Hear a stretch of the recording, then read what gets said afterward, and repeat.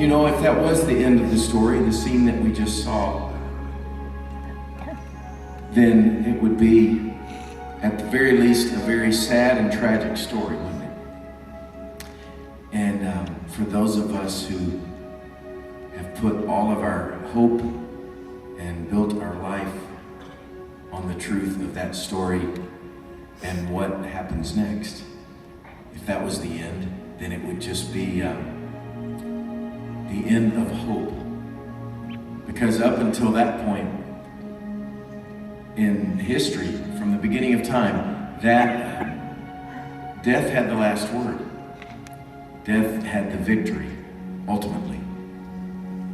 Until that moment that we just watched. That's what the Bible teaches us. That's what the Bible says is true. That up until that moment, death had the last word. But what's happening in that moment, and sorry, it's a little spoiler alert, but the story is not over yet. Amen. And yes, in fact, it is only the beginning of the story. Because right now, in that scene, and what is happening the next 3 days before the next part of the story, is that Jesus is taking death by the throat, and he's staring it in the face, and with the roar of a lion, he is saying, "It is finished. You, death, are finished. Death is swallowed up in victory." That is the hope of the gospel of Jesus Christ. That is the hope that we have to have our hearts anchored to in this world. It's the only anchor that will hold.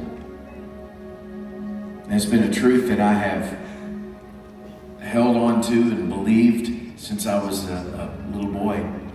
But we all have our stories of times and moments in our life when it becomes not just a truth, a belief, it becomes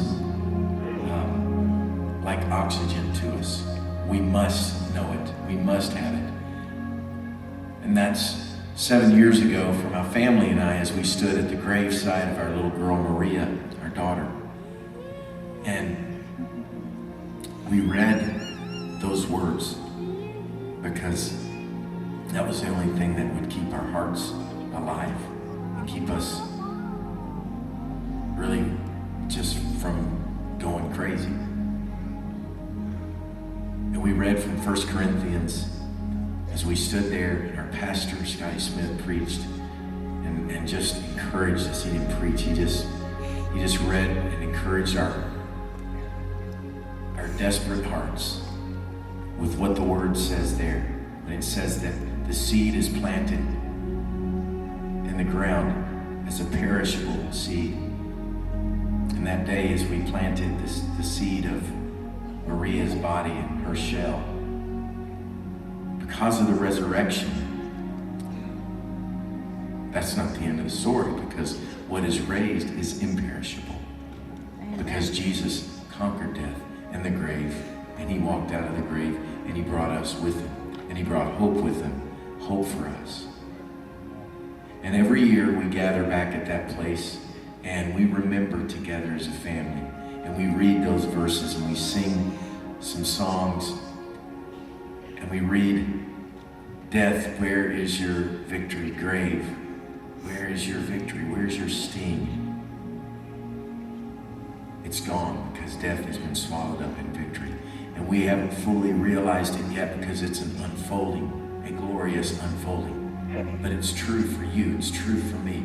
It's the only truth. If our hope in this life, Paul says, is just for this life, to get it, a good life here, and it's not anchored in the promises of what is to come, then Paul says we're foolish. We're to be pitied, he says, because our hope is so much greater than this life.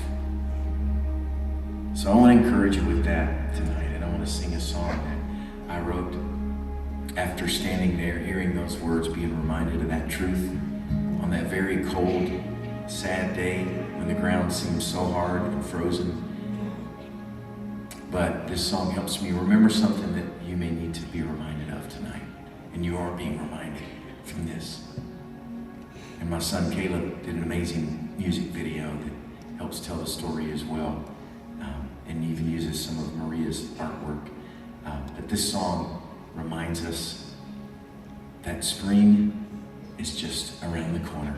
Spring is coming.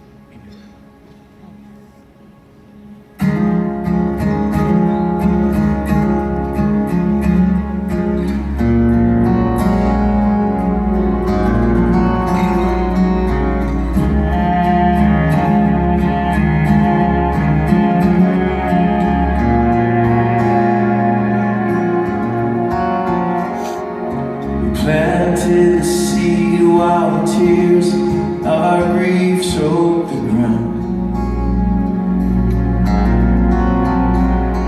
The sky lost its sun, and the world lost its green to lifeless brown.